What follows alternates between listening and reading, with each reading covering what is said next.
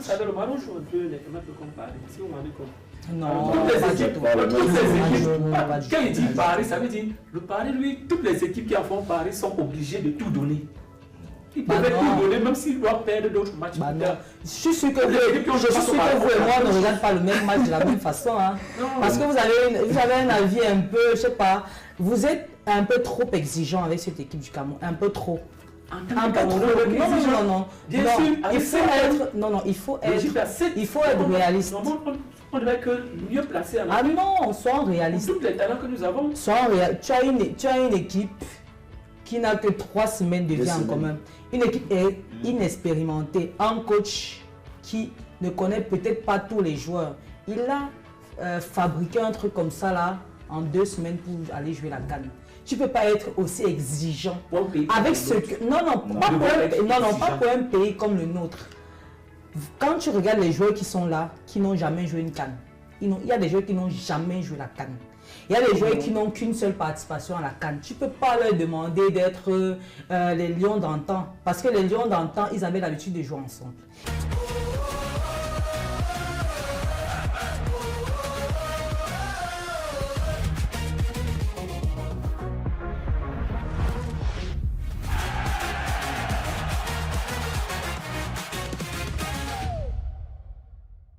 Et si votre passion pour l'image et le son devenait une carrière d'exception? Inubil vous ouvre les portes d'un avenir brillant avec sa licence métier de l'audiovisuel. Une formation innovante avec 3 parcours spécialisés. Technique du son et de l'image, communication et médias de masse. Montage audiovisuel, animation vidéo et réalisation cinématographique. Vivez la transformation de vos idées en chefs-d'œuvre visuels. À l'Inubil, étudiez dans un environnement professionnel alliant équipement de pointe, encadrement d'élite et formation pratique pour une insertion rapide dans l'industrie audiovisuelle. Les inscriptions sont déjà ouvertes. Rejoignez-nous dès maintenant et donnez vie à vos ambitions. Inubil est situé au rond-point Nouvelle Route, Bonamwang. Inubil, réussir c'est savoir choisir. Bonjour à tous et bienvenue à notre émission Le Jour de Cannes sur Inubil Média. Je suis Astrid Ngandju, votre animatrice du moment. Nous sommes présents sur ce plateau pour parler du match qui fera fureur ce vendredi lorsqu'il sera 20h. Il s'agit bien évidemment de l'affrontement Maroc-Cameroun. Nous sommes sur ce plateau avec l'une des consultantes d'Istama Media. Il s'agit bien évidemment de Madame Zita. Bonjour Madame Zita et bienvenue sur le plateau Inubil Media. Bonjour et merci de m'avoir invité une fois de plus sur votre plateau. Je suis toujours ravie de retrouver tous les téléspectateurs de Jour de Cannes. Magnifique. À côté de Madame Zita, nous avons bien évidemment le président de l'association des étudiants d'Istama, même représenté. Il s'agit bien évidemment de Monsieur Biloris Mbemaï, qui est étudiant en comptabilité. Bonjour, welcome. Welcome, ma'am.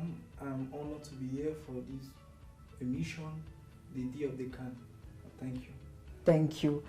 À côté, à ma droite, nous avons le chef du département du génie mécanique. Il s'agit bien évidemment de M. Nelson Photo. Bonjour M. Nelson Photo.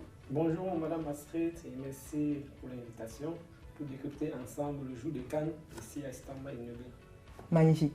Il paraît que vous êtes un très grand fanatique du football. Normalement, le milieu de terrain. On terminera la présentation avec notre dernier invité. Il s'agit bien évidemment de M. Emmanuel Miyowe, étudiant à Istama en spécialité maintenance industrielle. Bienvenue, monsieur. Merci, mademoiselle Astrid. Et c'est un plaisir pour moi d'être sur ce plateau Inubil Media pour débattre sur le match qui va prendre vraiment feu dès demain, Cameroun-Maroc. Merci bien. Magnifique. Nous sommes sur ce plateau pour parler du match qui fera fureur. Tout le monde en parle. Les pronostics sont posés. Cameroun-Maroc. Qui en ressortira? Madame Zita, dites-nous, que représente ce match pour les 2 sélections de cette CAN? Je crois que ce sera le match que tout le monde attend. Le Cameroun affronte le pays organisateur qui sera le Maroc. Tous les yeux, bien sûr, des observateurs mondiaux seront braqués sur ce match. Bien la pression à l'équipe marocaine qui aimerait certainement décrocher son prochain sac africain. Ça fait 50 ans que ça dure et je pense qu'ils vont vouloir voilà, décrocher ce sac qui leur permettra d'entrevoir des avenirs meilleurs dans le football africain tout simplement. Et au Cameroun aussi de prouver que voilà, de déjouer tous les pronostics parce que voilà, forcément nous attendait pas dans cette CAN. On est arrivé avec plein de linge sale au Maroc avec tous les problèmes extra-sportifs qu'il y a eu au sein de l'Africa Foot et de la tanière. Et, notre coach a fait un excellent travail et on se retrouve là à jouer les quarts de finale face aux pays hôtes.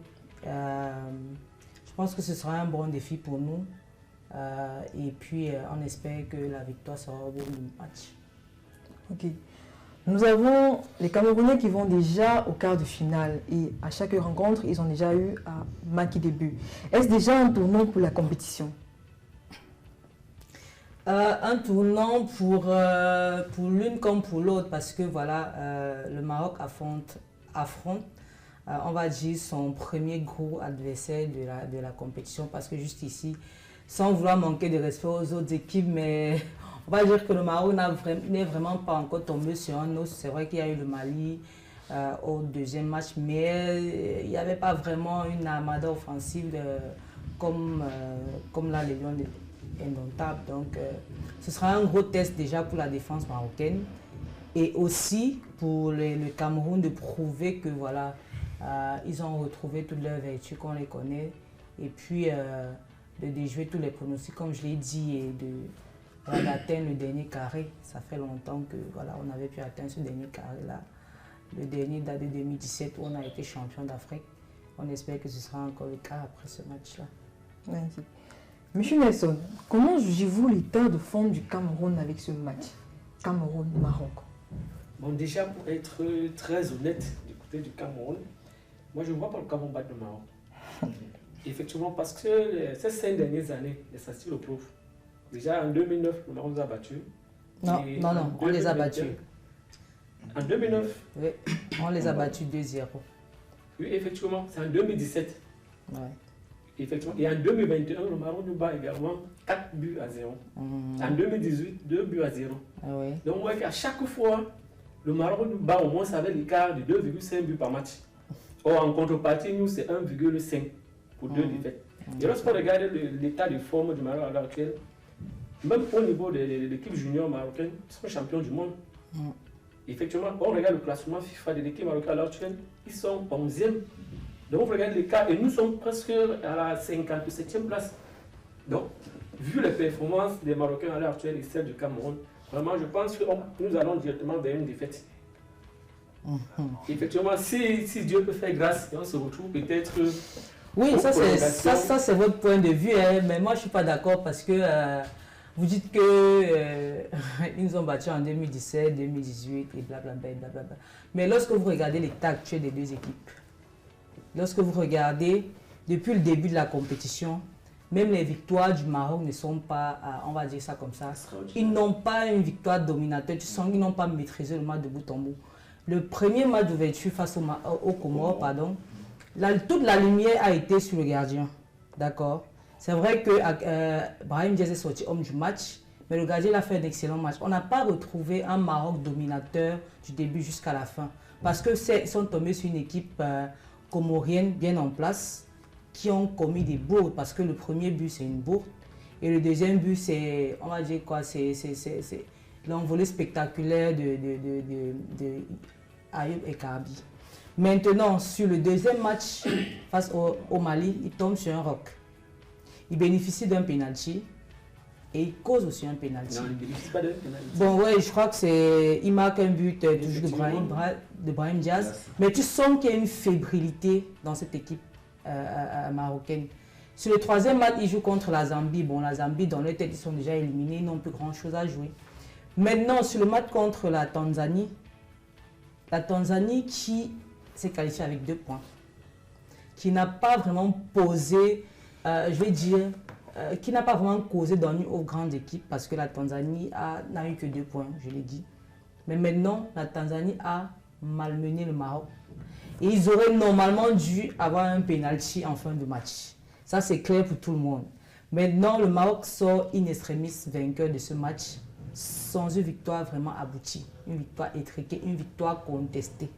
Je ne pense pas que ce match-là leur donne confiance. Ils sont en train de douter, ils sont en plein doute. Et même lorsque tu regardes l'animation offensive du Maroc, du premier jusqu'au dernier, tu sens un tâtonnement de la part de Regragui. Il n'a pas encore trouvé l'équilibre entre la défense, le milieu et même l'attaque. Non, je pense... Il essaie un peu de faire ce qu'il peut, mais il n'a pas de réponse à une vraie équipe. Ce sera son vrai test, ce match-là. Ce sera son vrai test. On va voir comment il va répondre au 3-5-2 de Pago. Et ce sera intéressant de voir ça. Et je ne pense pas que, avec les joueurs qui sont là, on a parlé, si tu regardes le premier match, il fait un Raimi, Brahim Diaz et Zazouli. Au deuxième match, il change. Il met Karabi, Brahim Diaz et Zazouli. Après, il change encore. Il fait El Karnous, et Zazouli et Brahim Diaz et Karabi en pointe.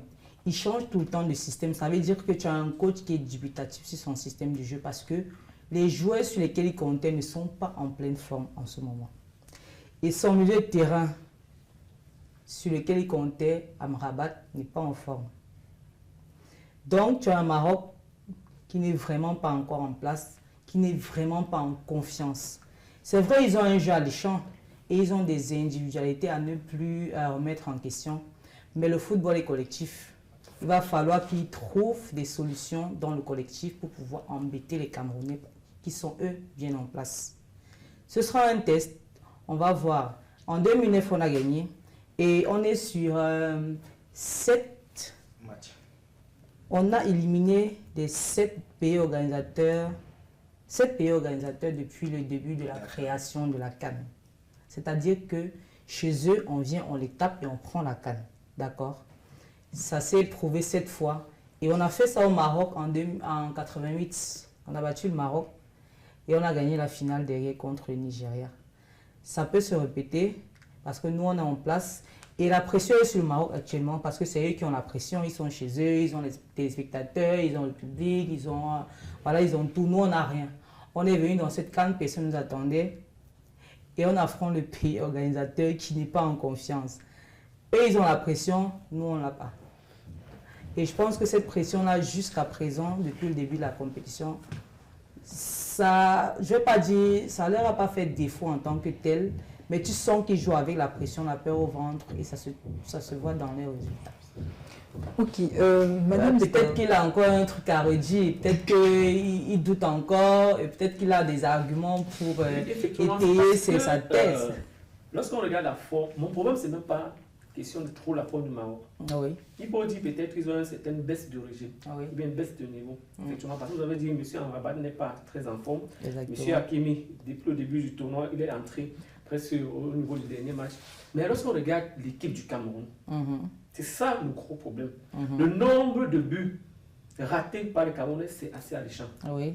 M. Kofane, moi je le trouve assez timide, assez maladroit devant les buts. Ah Parce que face à l'Afrique du Sud, on aurait pu gagner peut-être par 4 buts d'écart. Or, l'Afrique du Sud, le Maroc, c'est pas la même configuration. Lorsque vous regardez maintenant les Marocains jouent et la manière offensive. Oui. Et déjà, il faut aussi remarquer quelque chose. Comment il utilise monsieur Diaz? Ah oui. Comment il l'utilise? Ouais. Lui, à l'inverse de Mbeumo, il permet à Mbeumo d'être partout sur l'attaque et de rentrer même jusqu'au niveau de la défense pour récupérer. Non, il ne le permet pas. C'est Mbeumo qui passe son effort. Parce que Mbeumo, il est généreux dans les efforts, il ne compte pas. Il n'est pas obligé de rentrer défendre, il le fait parce que c'est un homme qui est généreux dans les efforts. Mais le gros problème, c'est que Mbeumo, nous savons Mbeumo depuis au niveau de Brentford et Manchester, il est assez habile devant les goals. Oui. Mais pourtant, le match face à l'Afrique du Sud, on s'est rendu compte très vite, devant les goals, il devenait timide. C'est-à-dire même des occasions qu'il pouvait frapper, il a plutôt intention à regarder M. Kofane, que lui, il est vraiment maladroit. Non, mais il n'est pas maladroit, je pense qu'il est altruiste. C'est confondez pas tout. Mbeumo n'a pas tiré beaucoup de fois, il a passé son temps à donner des caviars aux attaquants. Non, mon problème, ce n'est pas de tirer. Mon problème, c'est que lorsqu'il est même en bonne position de tirer, effectivement, il cherche plutôt. Moi, je pense qu'il est dans... Il a soit prendre le risque de marquer ou alors assurer le but. Il préfère assurer le but. Assurer le but, ça veut dire quoi? On est en contre-attaque, d'accord. Je me retrouve face au gardien. Le gardien est devant moi. Je tire, je peux rater. Or, si je fais la passe à mon coéquipier, le but est vite, c'est dedans. C'est la même chose que Kofane a fait face au Mozambique. L'action qu'il donne à Kaleta Young qui rate ensuite. C'est ça, c'est assurer le but. Je ne vais pas lui reprocher de ne pas avoir tiré. On aurait pu lui dire pourquoi il n'a pas tiré. Et il tire, rate, d'autres auraient dit pourquoi il n'a pas donné le ballon. Tu vois un peu. C'est ça le truc. Et c'est mieux de donner le ballon parce que là, tu es assuré du but. C'est à Kaleta Young que revient toute la faute parce que là, il n'a même pas su quoi faire. Il a voulu, je ne sais pas trop quoi, remettre le ballon, je ne sais pas trop ce qu'il a voulu faire. Normalement, c'était un but tout fait. Et Mbeumo, lui, il est dans cette optique-là. Il joue collectif pour le moment. Si tu as regardé les autres actions, Mbeumo ne sait que les caviars. Il y a le caviar qui donne à Kofane, qui rate de face à face, le premier face à face contre l'Afrique du Sud. Il donne, il rate. Il aurait pu tirer. Il aurait pu essayer de tirer, mais il préfère servir l'attaquant dans de parfaites conditions. Voilà encore une action qui est en train de passer là. Tu vois qu'il mange toute la défense et il sert son attaquant dans de meilleures conditions pour assurer le but. Mais si vous regardez la configuration du match oui. en Afrique du Sud, les Africains ont plus eu d'occasions que les Camerounais. Oui. Plus d'occasions. Oui. Ce qui montre déjà que la défense elle est accessible. Il y a un gros problème. Pourquoi la défense est accessible? Parce qu'au niveau de l'appui, au niveau de l'attaque, Mbeumo décoche énormément beaucoup. Lui, c'est un milieu de couloir, c'est un joueur de vitesse de pointe. Oui. Et lorsqu'il décroche, ça permet maintenant à M. Tchama de décaler la défense pour essayer de combler au niveau du couloir. Voilà pourquoi l'accessibilité est très facile au niveau de la défense. Donc je trouve qu'il faut, au niveau du Maroc, si on espère, si on veut vraiment avoir peut-être un résultat, laisser Mbeumo directement occuper son poste. Parce que c'est cette vitesse-là qui fait la différence depuis Brentford et même en Manchester. On veut. À chaque fois qu'on essaie de lui décaler, même à Brentford, le coach a voulu au départ utiliser son volume de jeu. Parce qu'il est un peu comme Hakimi, c'est-à-dire qu'il fait les allers-retours, les va-et-vient, il est assez endurant.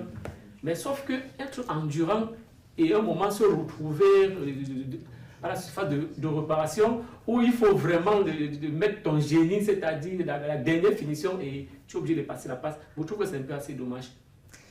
Tu sais, solliciter le gardien et faire la passe, ça revient à l'attaquant de faire ça. C'est lui qui choisit de le faire, ce n'est pas le jeu qui le décide. Voilà. Ok.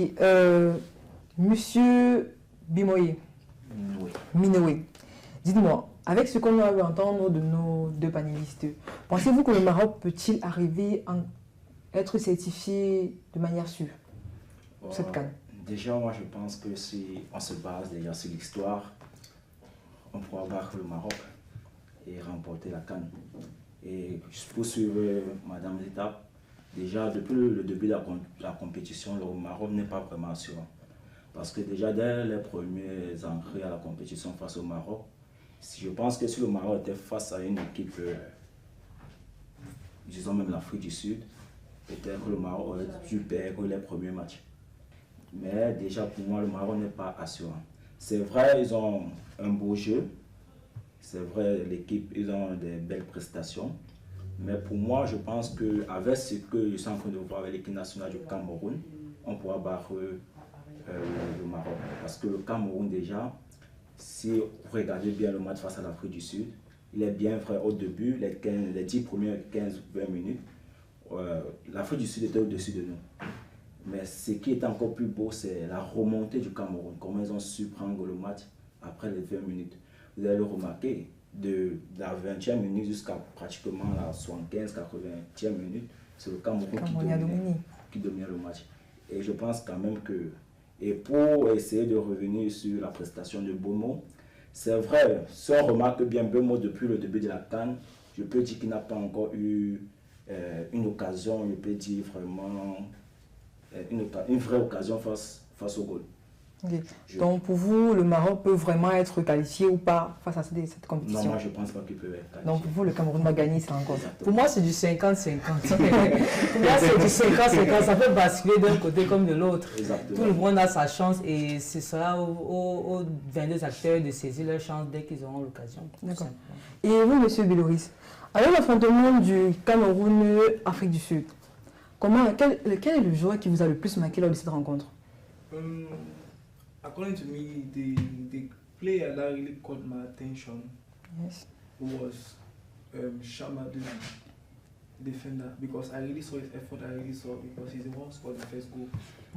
Yeah, so looking at the constitution, I saw that the Cameroon team had new players that they recruited, and it was really something that from the beginning, I myself, I look at it and say, will these people be able to do the task? But when I saw the first match, saw the match with Ivory Coast, and when you see their match, you see how they are progressing. And the previous match, you saw that from the beginning they were dominated. Yes. But their ability to take over the match, take control over it, is what pleased me so much and what makes me feel that they are really a tough adversary for Morocco against for this upcoming match of tomorrow. So we also saw the work that Demo was doing, even though he was not playing the right position, but he really contributed highly to the success of the match. His displacement coming down to help the defense going back and front, and even though the mistake that Kofan at the end, it was not really that good exposition, but with assurance and the performance of what they are doing, we see that Cameroon can withstand the pressure against Morocco. Ok. Bon, en 30 minutes, j'aimerais que chacun d'entre vous me donne, en 30 secondes, j'aimerais que chacun d'entre vous me donne son point de vue sur le coach Pago. On va commencer par vous, M. Nelson. Bon, moi déjà, je salue déjà l'État camerounais, surtout la FECAFOOT. Il fait vraiment confiance à des coachs locaux. Parce que vraiment, c'est très important. On se dit toujours, peut-être que les Occidentaux font mieux diriger. Nous avons vu qu'avec l'ancien coach camerounais, on a pu remporter la CAN dans les autres sens précédés. Je trouve que non seulement l'équipe est encore jeune, on a tellement arraché une équipe à plus de 80%. Donc il n'y a pas encore assez d'automatisme au niveau des joueurs. Mais déjà, on voit la volonté de ces joueurs, on ressent notamment en eux. Maintenant, le problème, nous avons aussi un petit souci, c'est au niveau du gardien. Il n'est pas rassurant. Vous savez, aujourd'hui, on demande beaucoup plus aux gardiens de l'heure actuelle de jouer du pied et d'être très bon sur la ligne. Mais là, ce n'est pas le cas. Mais on a maintenant la chance qu'au niveau des 3 défenseurs centraux, ils répondent. Ils répondent effectivement. Et lorsqu'on parle de M. Tchama, lui-même, s'il joue le ballon, mais il ne trouve pas toujours à l'endroit où il faut et au bon moment où il faut. C'est vrai, si vous regardez le but face à l'Afrique du Sud, le premier but qu'il marque, c'est beaucoup de chance. Parce que même la frappe, hors la sphère d'opération, il faut absolument que l'équipe adverse puisse dévier et ça revient au niveau de lui. Donc lorsqu'on regarde la construction dans le jeu de façon directe, on n'a pas fait de construire le jeu de façon directe. Tout ce qu'on a fait de façon directe, ils n'ont pas marqué. Ce qui fait que c'est un gros problème. Et face au Maroc, on ne peut pas commettre ce genre d'erreur. Je ne veux pas que nous ne devons pas faire du fanatisme camerounais, de cette façon. Nous voulons gagner. Mais lorsqu'on regarde l'état actuel de l'équipe, on regarde le nombre d'occasions. Oui. Comme nous avons eu le nombre d'occasions marquées, ceux ratés, vraiment, il pense que c'est un peu pour l'interrogation, il faut que le coach puisse trouver les automatismes là-dessus. D'accord, monsieur. Et vous, Madame Ziga? Travail exceptionnel, je pense que là maintenant, tout le monde entier a vu de quoi il est capable. Il a eu, pour moi, c'est un coach qui a du caractère. Voilà, c'est un coach qui a du caractère parce qu'il a eu l'audace de mettre de côté, on va dire comme ça, l'expérience et de prendre de nouveaux joueurs sans expérience parce qu'on va le dire, notre équipe est relativement jeune, inexpérimentée et cette défense expérimentale, Koto, Tchemalon et Tolo, c'est un coup de maître. C'est un coup de maître, surtout cette trouvaille de Koto que tout le monde découvre. Et on redécouvre Tchemalon parce qu'il a évolué dans le championnat camerounais, on l'avait oublié. On le redécouvre dans un nouveau rôle et c'est très intéressant. Au début, il avait des problèmes de placement, il commençait à être, il avait des signes de faiblesse. Mais peu à peu, il a commencé à prendre de la confiance et tu sens qu'il y a un discours derrière du coach qui tient. Le discours passe, le message est compris et assimilé et ça se voit sur le terrain. Les résultats sont là, c'est vrai, il y a des failles, c'est normal. L'équipe est jeune, elle n'a que 3 semaines de vie en commun. Et on espère qu'avec le temps, que la FECAFOOT et le ministère lui donnent le temps de travailler pour les échéances à venir parce qu'il fait du gros boulot et on ne peut que le féliciter, lui souhaiter bonne continuation. D'accord, donc on retient du coach comme un homme audacieux et qui a du caractère. Effectivement. Mais il faut quand même préciser quelque chose. Mais Le avant, changement de la fin du match, on fera une côté Monsieur Nelson, D'accord. avant que vous ne nous détailliez un peu plus, j'aimerais vous demander quels sont vos pronostics pour ce prochain match. Moi, je trouve le Maroc bat le Cameroun 2-0. 2-0. Ok. Donc, pronostic pour le prochain match Cameroun-Maroc, Monsieur Nelson, 2-0. Et vous, Monsieur Emmanuel? Moi, c'est le pronostic déjà, les deux équipes vont marquer. Ça, c'est ce qui est sûr. Et pour moi, je pense que le Cameroun va battre le Maroc avec un score de 3-1. 3-1. Ok. Monsieur Viloris? Déjà, pour moi, je peux dire, oui, les deux équipes vont marquer. Et moi, je vois que le Cameroun bat le Maroc avec un écart d'un but. Est-ce le patriotisme qui prend le dessus ou bien quoi? Bon, alors sur le terrain, allons prendre l'avis de l'expert. Madame Zita, nous vous écoutons. Quels sont vos pronostics pour ce match?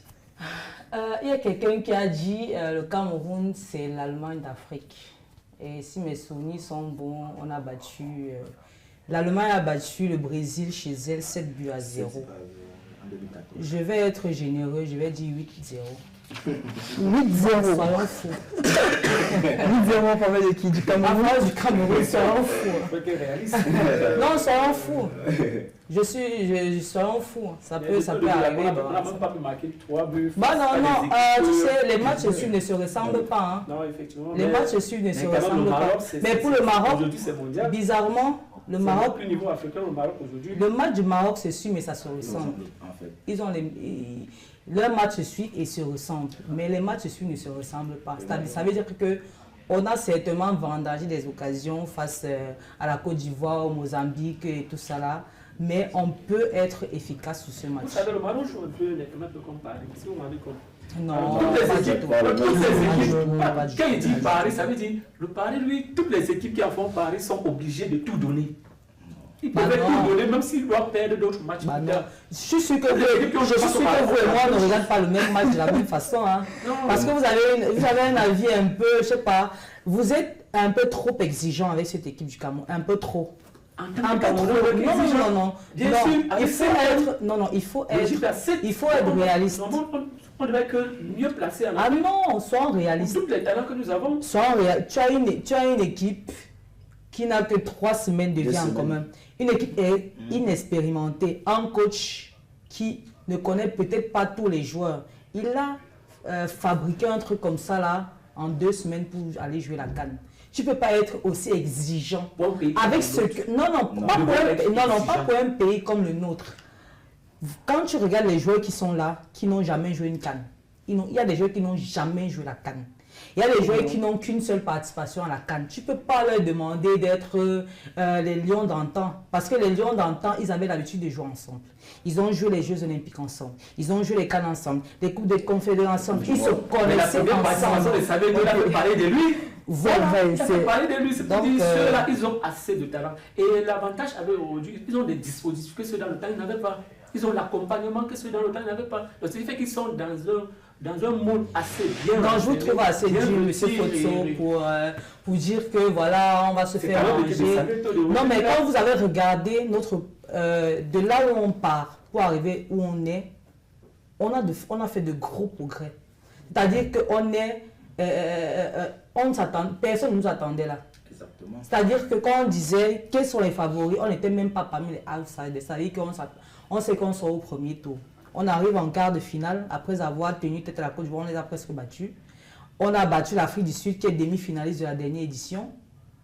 Ça veut dire qu'il y a une certaine évolution dans notre jeu. Même dans le jeu, notre jeu est devenu plus alléchant, plus intéressant à voir. Le coach Pagua a réussi à réunir les Camerounais au football, à l'équipe nationale, ce qui n'existait plus. Dans l'ère Marc Brice, on avait des gens qui ont déserté l'équipe nationale. Aujourd'hui, on aime les voir. Même si on perd ce soir, on aura le sentiment d'avoir fait une belle CAN et d'avoir tout donné. Déjà que sont et je suis totalement d'accord avec Madame Zita. Si on perd cette CAN, on aura le sentiment d'avoir tout donné. Les Camerounais, durant cette 35e édition et cette 8e de finale, ont vraiment montré qu'ils pouvaient jouer. On a aimé le match. On a eu des AVC et on a beaucoup aimé. On arrive donc ici à la fin de notre émission. Je vous remercie encore à vous tous d'être présents sur ce plateau. Nous sommes le jour de Cannes. Ici, c'est nulle part ailleurs. Ici, c'est Inubile. À bientôt. Je vous remercie. Merci beaucoup.